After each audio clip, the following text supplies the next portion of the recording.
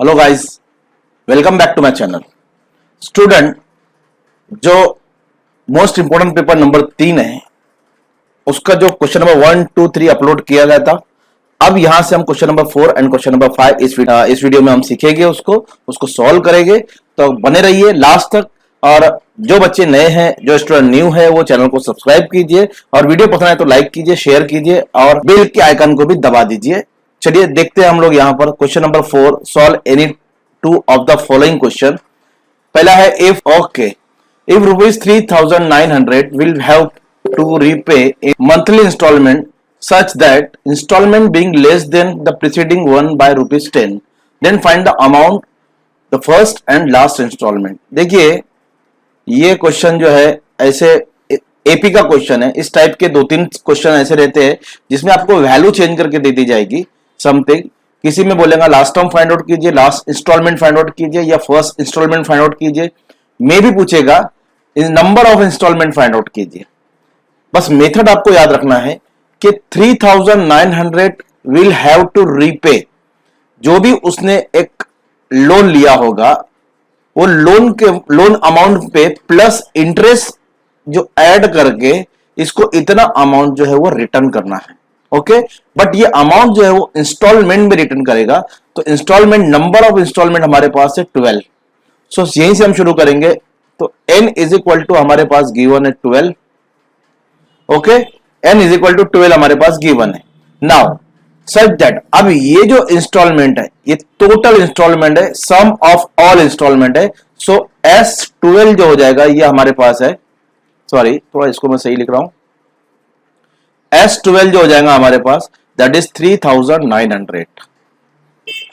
Okay, now such that instalment being less than the preceding one by rupees 10। Suppose अब ये जो भी instalment पे करेगा हर मंथ में, तो नेक्स्ट मंथ में वो 10 रुपीज कम पे करेगा। सपोज अगर उसने आज फर्स्ट इंस्टॉलमेंट 100 दिया तो नेक्स्ट इंस्टॉलमेंट 90 देगा, फिर 80 देगा। सिमिलरली सब इंस्टॉलमेंट वो ऐसे ही देगा जिसमें 10 रुपीज कम रहेगी, less than preceding one by rupees 10। सो जो भी इंस्टॉलमेंट होगा, फर्स्ट इंस्टॉलमेंट जो भी होगा वो तो हमको फाइंड आउट करना है, और लास्ट इंस्टॉलमेंट जो भी होगा वो हमको फाइंड आउट करना है। बट यहां पर क्या करना है स्टूडेंट कि हमको डी निकालना है। तो डी हमारे पास यहां पर ये जो दिया ना ये डी है। सो यहां पर एक थिंकिंग यहां पर यूज करना है आपको कि फर्स्ट इंस्टॉलमेंट से सेकंड इंस्टॉलमेंट कम है। सो ये जो डी आएगा T2 माइनस T1, तो ये -10 आएगा। ये डी जो आएगा ये -10 आएगा। बस इतना थिंक करना है और उसके बाद आपको सिर्फ सॉल्व करना है। 4 मार्क्स आपके इजी कैरी हो जाएंगे। सो डी इज इक्वल टू हम यहां पर लेंगे d इज इक्वल टू -10। चलो जो जो वैल्यू हमारे पास गिवन थी हमने सब वैल्यू ले लिए। अब यहां से हमको फाइंड आउट करना है, एस एन का फार्मूला लेना है हमको। S n is equal to n upon 2a plus n minus 1d। So अब यहां पर वैल्यू पुट कर देंगे हम S12, क्योंकि इंस्टॉलमेंट 12 है तो नंबर ऑफ इंस्टॉलमेंट 12 है। 12 upon 2 bracket 2 first instalment, that means a हमको फाइंड आउट करना है। एन हमारे पास है 12 माइनस 1 एंड डी सो -10, इसकी प्लेस पे हम यहां पर पुट करेंगे। So S12 is equal to 2 6 12। Simply आप इसको डिवाइड कर दीजिए। 2a plus 11, 12 minus 1 11 and -10 as it is. Okay, multiply कर दीजिए। S12 is equal to 6 into bracket में 2a प्लस 11 10 -1110। ओके, अब ये जो है देखिए यहां पर S12 ये हमारे पास गिवन है। अब मैं उसकी वैल्यू पुट कर रहा हूं 3,900। So equal to 6 into 2a minus 1110 plus minus minus. So अब ये 6 को इधर लाएंगे हम तो ये डिवाइड में हो जाएगा 3,900 divided by 6। So you will gate 2a minus 1110। तो 6 से अगर डिवाइड करते हैं हम 6 5 जा 36, 6 7 जा 42, 6 6 जा 36, तो 36 और यहां से कैरी होगा 3, तो 3 6 बाय जा 30, तो 650, 650 एंड देन ये 110 को इधर लाएंगे तो ये प्लस हो जाएगा 110 is equal to 2a, plus कर देंगे इसमें, so you will get 760 is equal to 2a, 2 उधर डिवाइड में इधर आएगा, मल्टीप्लाई में इधर आएगा डिवाइड हो जाएगा, so 760 upon 2 is equal to a, 2 3 जा 6, 1 कैरी हुआ, 2 8 जा 16, तो फर्स्ट इंस्टॉलमेंट जो हुआ 380 रुपीज। सो फर्स्ट इंस्टॉलमेंट हमारे पास आया 380 रुपीज। अब हमको फाइंड आउट करना है last installment. Last installment that mean we have to find out t n, हमको टीएन फाइंड आउट करना है। तो ये सिंपल हमने एसएन के फार्मूले से यहां पर ए फाइंड आउट किया, टीएन के फार्मूले से हम टीएन फाइंड आउट करेंगे, that means 12 installment, last installment जो होगी वो T12 होगी। Last installment that means 12 month में वो रिटर्न कर रहा है उसका अमाउंट, तो T12 ये लास्ट इंस्टॉलमेंट होगी। सो आगे बढ़ते हैं हम लोग। सो यहां पर लेते हैं टीएन का फार्मूला, ए हमारे पास आ गया 380 rupees. Now we have to find out T12, हमको T12 फाइंड आउट करना है। टीएन का फार्मूला लेंगे, t n is equal to a plus n minus 1D, so T12 is equal to A, that means 380 plus 12 minus 1 D, that means minus 10। so value put कर दिया हमने। T12 हमको find out करना है, as it is रहेगा 380 as it is रहेगा plus 12 minus 1 that means 11 into minus 10। Okay, now 380 plus minus 11 10 जा 1110, सो अब यहां पर हम लेंगे 380 plus minus 1110, so you will gate 370। तो लास्ट इंस्टॉलमेंट जो होगा वो 370 होगा, सॉरी 270, देखिए 370 लिखा, 270 लास्ट इंस्टॉलमेंट जो होगा वो T70, दैट मीन्स T12 जो होगा वो T12 270 rupees. So first instalment rupees 380 and last instalment rupees 270। So student, ये hot question that means 4 marks के लिए क्वेश्चन था, बट इजी था, थोड़ा सा आपको यहां पर थिंकिंग पावर यूज करना पड़ेगी। नेक्स्ट क्वेश्चन देखते हैं हम लोग। Pintu take 6 days more than those of Chintu. Pintu take 6 days more than those of Chintu to complete certain work. अब देखिए क्वाड्रेटिक इक्वेशन का ये क्वेश्चन है, सिंपल आप पिंटू का वर्क हमारे पास यहां गिवन है कि कितने दिन में वो वर्क कंप्लीट करता है, बट चिंटू का नहीं है। तो चिंटू का हम यहां पर सपोज करेंगे, let Chintu completed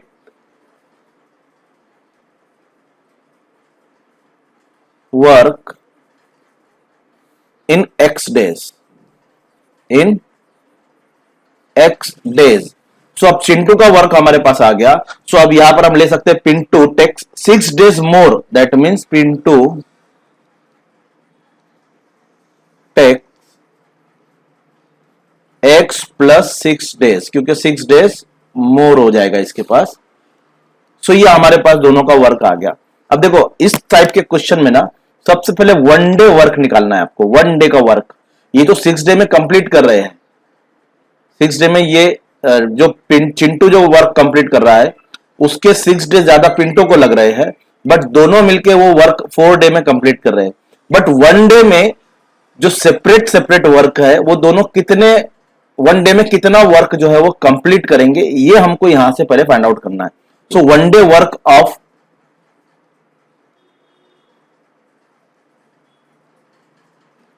one day work of, पहले निकालेंगे Chintu, one day work of Chintu, it will become 1 upon x, and one day work of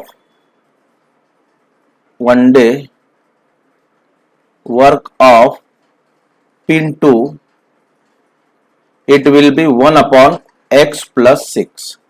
अब ये दोनों का हमने वन डे का वर्क यहां पर फाइंड आउट किया है, बट ये वन डे वर्क दोनों मिलकर together, if they work together they finish it in 4 days, तो दोनों मिलकर 4 days में वो वर्क कंप्लीट कर लेते हो, बट दोनों मिलकर वन डे में कितना वर्क कंप्लीट करेंगे वन डे में?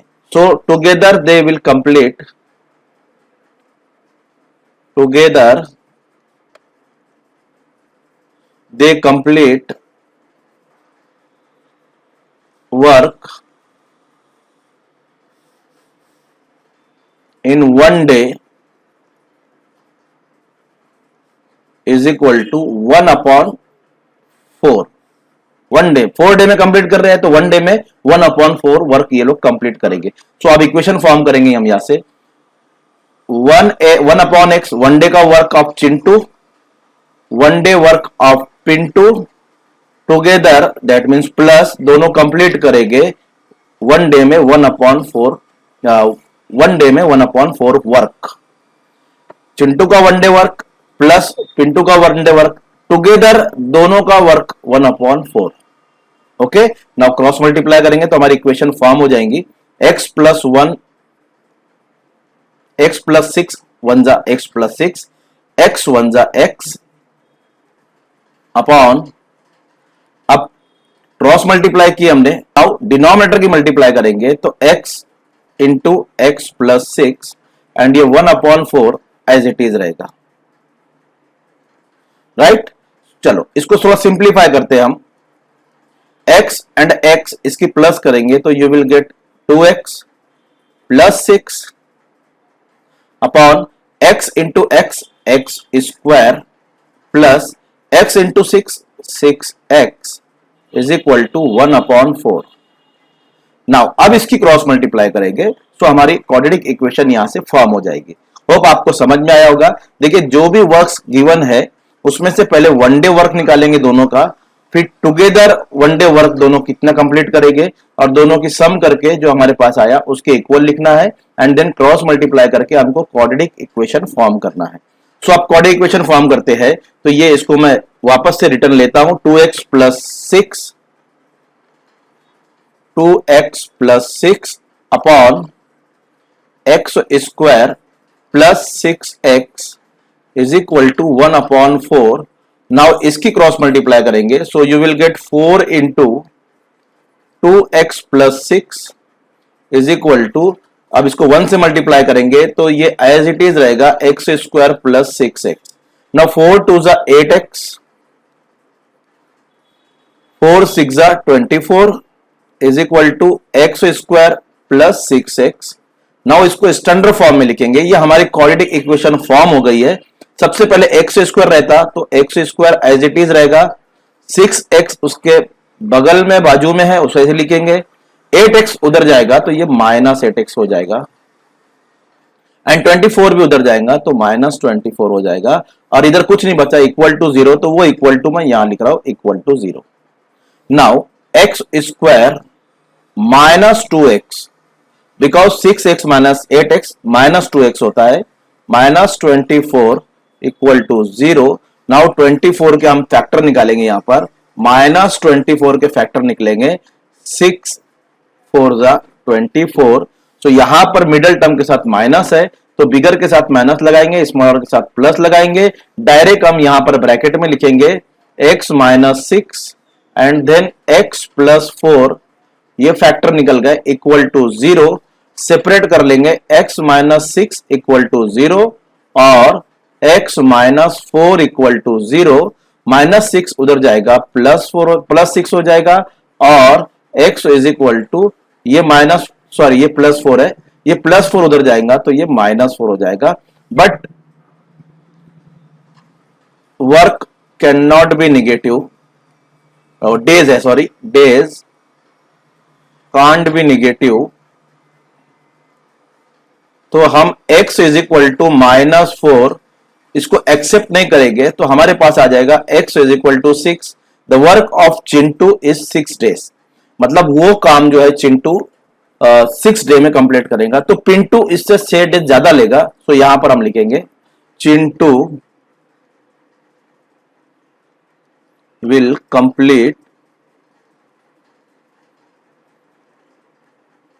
Work in 6 days. ओके, तो पिंटू फिर इससे 6 दिन ज्यादा, तो Pintu will complete in 12 days. ये आपका पूरा आंसर हो गया स्टूडेंट। होप आपको ये समझ में आया होगा मैंने किस तरह इसको सॉल्व किया है। तो ये 4 मार्क्स का क्वेश्चन था, दोनों देख लीजिए आप यहां से, मतलब कैसे सॉल्व किया, 1 डे वर्क निकालकर फिर इक्वेशन फॉर्म किया, उसके बाद फिर इक्वेशन को सॉल्व किए। नेक्स्ट क्वेश्चन देखते हैं हम लोग यहां पर। From the railway station I took a rickshaw to go home. देखिए, from the railway station I took a rickshaw to go home, it is decided that I have to pay ₹X for the first kilometre and for each kilometre ₹Y for the next. अब यहां पर आपको question को अपने mother tongue में इसको convert करना है, तो ही आपको ये क्वेश्चन समझेगा। मैं थोड़ा सा यहां पर आपको एलिब्रेट करता हूं। सपोज, सॉरी लाइन भी सीधी मंडी, ये पॉइंट ए है, यहां से जर्नी स्टार्ट हुई और पॉइंट बी पे जर्नी यहां पर एंड हुई है। पॉइंट ए से जर्नी स्टार्ट हुई, पॉइंट बी पे जर्नी एंड हुई, और ये जर्नी कितनी थी, कितने किलोमीटर थी, 10 किलोमीटर। कितने किलोमीटर थी, 10 kilometre. For the next, for 10 kilometre the fair is ₹40, और उसमें जो फेयर लगा, भाड़ा जो लगा वो 40 रुपया लगा, राइट। अब फर्स्ट किलोमीटर समझ लो, यहां से यहां तक फर्स्ट किलोमीटर हो गया, यहां से यहां तक फर्स्ट किलोमीटर हो गया, यहां पर जो फेयर लगा वो X, और नेक्स्ट 9 किलोमीटर, क्योंकि 10 किलोमीटर है तो नेक्स्ट 9 किलोमीटर जितना भी गया, ये 9 किलोमीटर सपोज कर लेते हम यहां पर, तो ये जो है ये 9 किलोमीटर है एंड ये 1 किलोमीटर है, तो 1 किलोमीटर का फेयर X लगा। अब 9 किलोमीटर का every kilometre I have to pay ₹X for the first kilometre के लिए X पे किया, for each kilometre ₹Y, next each है ना, आगे जो भी किलोमीटर है उसके लिए Y, दैट मींस यहां Y, यहां Y, यहां Y, ऐसे कितने 9Y, तो यहां पर जो फेयर लगा होगा वो 9Y लगा। होप आपको समझ गया होगा। फर्स्ट किलोमीटर का फेयर X और बाकी जो है हर 1 किलोमीटर का फेयर YY, तो ऐसे 9 किलोमीटर है ये, तो 9Y। क्लियर। सो अब ये फेयर जो भी रुपीज है, ये फेयर जो भी रुपीज है, ये दोनों हमारे पास गिवन है, हमको सपोज करने की यहां पर जरूरत नहीं है, आवश्यकता नहीं है, दोनों फेयर हमारे पास गिवन है। सो यहां पर first kilometre fare is X rupees and remaining 9 kilometre fare is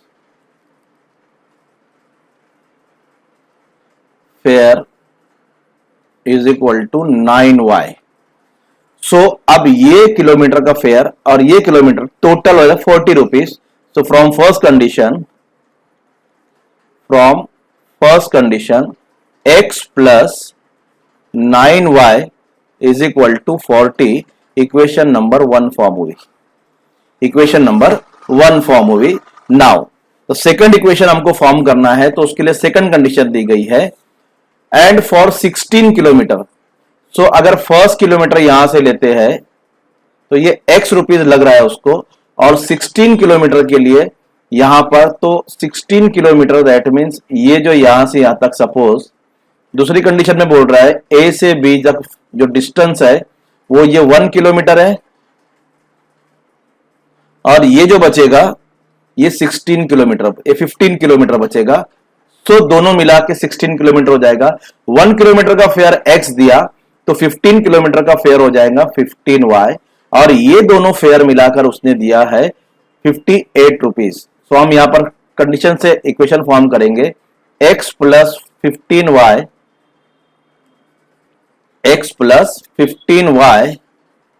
is equal to 58 rupees, equation number 2। दोनों इक्वेशन को स्टूडेंट सॉल्व करेंगे। मेन इक्वेशन बनाना था, बाकी सब के सब इजी है टोटल। अब इक्वेशन को सॉल्व कीजिए तो आपका x भी आ जाएगा, y भी आ जाएगा। फेयर फॉर फर्स्ट किलोमीटर मतलब ओनली आपको x फाइंड आउट करना है, y तो फाइंड आउट करना ही नहीं आपको। तो चलिए इक्वेशन 1 और 2 की सब्ट्रैक्ट करते हैं। तो सब्ट्रैक्ट 1 एंड 2, तो हमारा x फाइंड आउट हो जाएगा। तो हमारे पास है x प्लस 15, पहले सेकंड इक्वेशन लिख रहा हूं, is equal to 58 and second equation, first equation हमारे पास x plus 9y is equal to 40। तो अगर इसको हम सब्सट्रैक्ट करते हैं तो नीचे की जो साइन है वो चेंज हो जाती है। ये याद रखना, सब्सट्रैक्ट करने पर नीचे की साइन चेंज हो जाती है। ये x एलिमिनेट हो जाएगा। 15 minus 9 that mean 6y is equal to 58 minus 40, so you will get 18. So y is equal to 6 से अगर आप डिवाइड करते हैं तो 3 हमारे पास, y is equal to 3 हमको यहां पर मिलेगा। अगर आप 6 को डिवाइड करते हैं 6 से दोनों को, तो यहां y बचेगा, यहां पर 18/6 that mean 6 3 is 18, y is equal to 3 आपको यहां पर मिल जाएगा। नाउ नेक्स्ट हमको x फाइंड आउट करना है। तो x के लिए हम लिखेंगे सब्स्टिट्यूट या put x is equal to 3, sorry y is equal to 3 in equation 1। सो इक्वेशन 1 हमारे पास क्या है उसको देख लेते हैं। x plus 9y is equal to 40। So हमारे पास आएगा x प्लस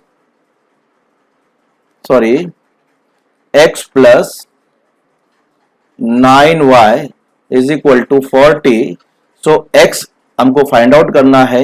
9 इंटू 3, y की प्लेस पे 3 रखेंगे, is equal to 40। x plus 27 is equal to 40। x is equal to 40 minus 27। So x is equal to 40 minus 27 that means you will get 13।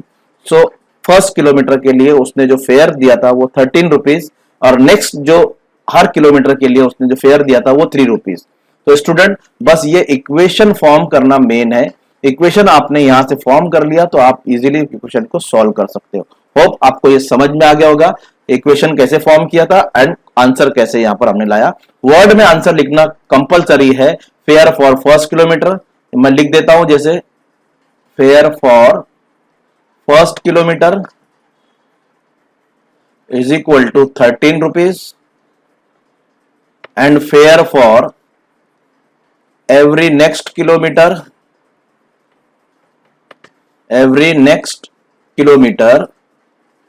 is equal to 3 rupees। तो ये complete answer हो गया हमारा, और इसके आपको 4 मार्क्स इजीली जो है मिल जाएगी। ओके नेक्स्ट क्वेश्चन चलते हैं। देखिए क्वेश्चन नंबर 5 का पहला क्वेश्चन है, I held a number 75 in my mind. Question थोड़ा सा क्रिएटिव है, दैट मींस क्वेश्चन नंबर 5 में क्रिएटिव क्वेश्चन ही आएंगे आपको, और उस क्रिएटिव क्वेश्चन को आपको सॉल्व करना है। तो देखिए मैं कैसे सॉल्व कर रहा हूं। आई हेल्ड अ नंबर 75, तो नंबर हमारे पास गिवन है उसको लिख लेता हूं मैं। Number is equal to 75। अब ये नंबर में देखो यूनिट प्लेस पे हमारे पास है, यूनिट प्लेस पे जो डिजिट है वो है 5, टेंस प्लेस पे जो डिजिट है वो है 7। अब ये नंबर को देखकर, ये दोनों डिजिट को देखकर एक कंडीशन लिखना है जो इन दोनों के बीच में रिलेशन बताएगी। सो कंडीशन लिख रहा हूं मैं। देखिए यहां से पहला हाफ आंसर यहां कंप्लीट हो जाएगा हमारा।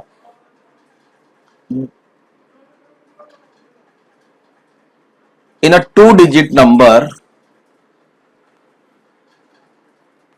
in a 2 digit number, in a 2 digit number, the digit on tens place। अब देखिए टेंस प्लेस पे जो डिजिट है वो 7 है, यूनिट पे 5 है। दैट मीन्स मैं लिख सकता हूं कि टेंस प्लेस का डिजिट यूनिट प्लेस के डिजिट से 2 मोर है, ये 7 है, ये 5 है। तो यहां पर कंडीशन दोनों के रिलेशन में क्या कंडीशन आएंगी, in a 2 digit number the digit on tens place is 2 more the digit on unit place. So ये पहली कंडीशन हमारी यहां पर हो गई इजीली, राइट। चलिए अब डिजिट भी लिख लेते हैं हम यहां पर, ताकि एक एक्स्ट्रा चीज हमारे पास आ गए। तो 2 डिजिट नंबर जो हो जाएगा हमारे पास, 2 डिजिट नंबर अगर हम इसको वेरिएबल में लिखते हैं, सो 2 डिजिट नंबर जो हो जाएगा वो 7 जो है वो टेंस पर है, तो 10x, और ये y, दैट मीन्स हमने जो 7 को है वो टेंस पर है तो उसको x सपोज किया, और यूनिट पे 5 है तो उसको y सपोज किया। ये लिखने की जरूरत नहीं है, लेकिन फिर भी मैं आपको बता रहा हूं। ओके, द सेकंड कंडीशन हमको लिखना है, ये रिलेशन हमने दोनों के बीच में बता दिया, दोनों डिजिट के बीच में। अब बोल रहा है right the condition showing relation the number and the number obtain by interchanging digit. अब ये जो नंबर है हमारे पास 75, एंड अब इसका जो डिजिट है इसका इंटरचेंज कर देंगे। So interchanging the digit, interchanging the digit,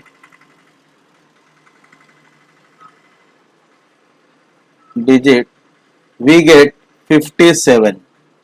ये 75 था, अब डिजिट के हमने प्लेस चेंज कर दिया तो हमारे पास जो डिजिट मिला 57, ये हमारे पास जो नंबर मिला वो 57। ओके, यहां पर हमने interchanging digit we get the number, पूरा लिख देता हूं मैं आपको, we get is equal to 57। अब इन दोनों के बीच में ये 57 और 75 के बीच में ऐसा कंडीशन हमको शो करना है जो इन दोनों के बीच में रिलेशन में हो। Okay, right the condition showing relation between the number that means 75 and the number obtain by interchanging digit that means 57। सो अब ये कंडीशन में लिख रहा हूं, देखिए यहां पर the sum of number and number obtain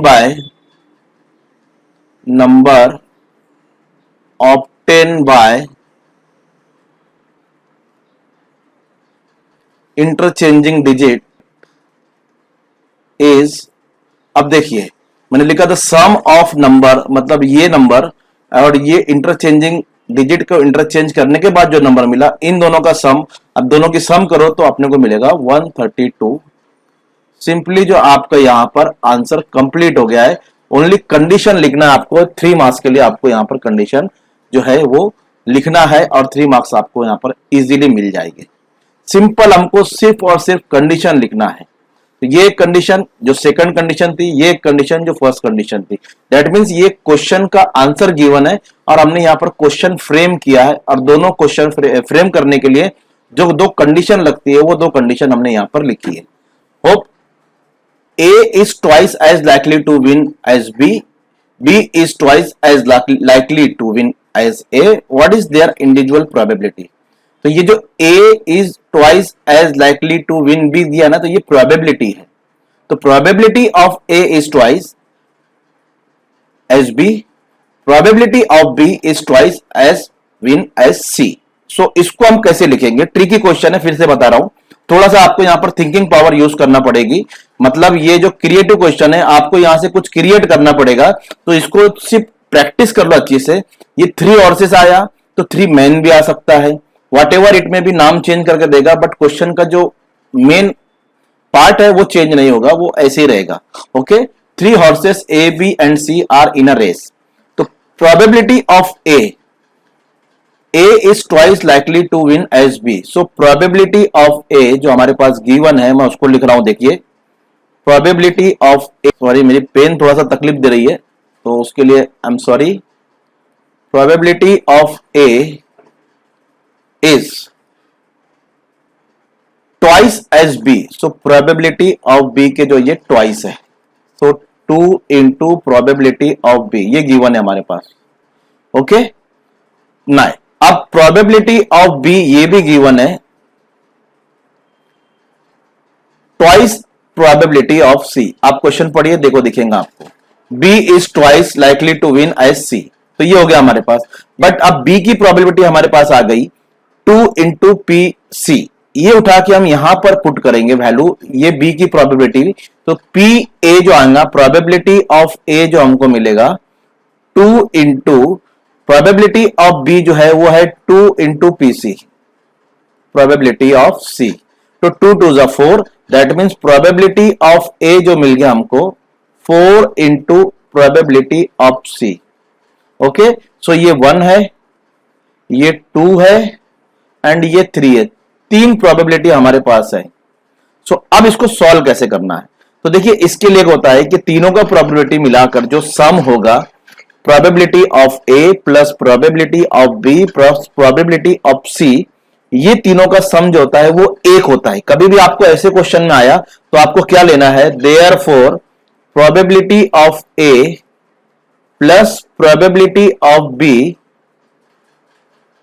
plus probability of C is equal to 1। ये कभी कभी क्वेश्चन में गिवन भी रहता है, इन केस कभी ये गिवन नहीं है तो आपको ये ऐसे ही लेना है। ये तीनों का प्रोबेबिलिटी मिलाकर अगर 4 है तो चारों का प्रोबेबिलिटी भी एक ही आएगा, sum of their probability is equal to 1। ये इसको याद रखिए अच्छे से, इसको आप देख लीजिए ध्यान से, है ना, ये ऐसे ही लेना है आपको।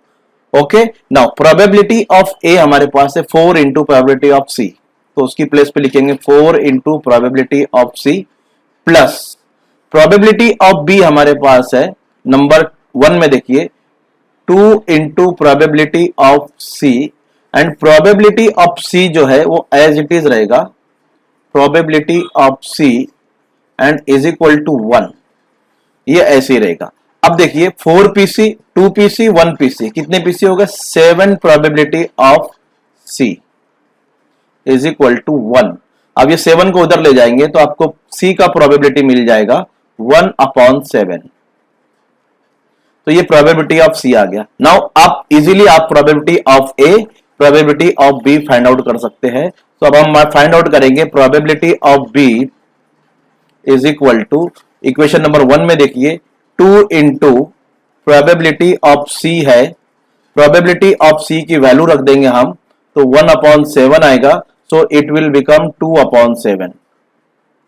और प्रोबेबिलिटी ऑफ ए अगर आपको फाइंड आउट करना है तो इक्वेशन नंबर 3 देखिए, उसमें है 4 इंटू प्रोबेबिलिटी ऑफ सी, और प्रोबेबिलिटी ऑफ सी हमने फाइंड आउट किया है 4 इंटू 1/7, 4 1 जा 4, दैट मीन 4/7। तो स्टूडेंट 3 मार्क्स का क्वेश्चन है और बहुत इजी क्वेश्चन है, बहुत सिंपल क्वेश्चन है। ये बस आपको आना चाहिए कि sum of all probability is equal to 1। कभी कभी ये क्वेश्चन में गिवन होता है, 2015 या 2016 में ये क्वेश्चन आया था, बट वहां पर ये गिवन था probability of A plus probability of B plus probability of C is equal to 1। ये क्वेश्चन में ही गिवन था, इसलिए वहां पर डिफिकल्टी नहीं आई थी, बट यहां पर क्वेश्चन में गिवन नहीं है तो आपको ये लेना पड़ेगा। तो स्टूडेंट होप आपको ये जो क्वेश्चन नंबर 4 है, क्वेश्चन नंबर 5 है, वो आपको समझा होगा। अगर वीडियो पसंद आए तो लाइक कीजिए, शेयर कीजिए और चैनल को सब्सक्राइब जरूर कीजिए और घंटी के बटन को दबाकर चले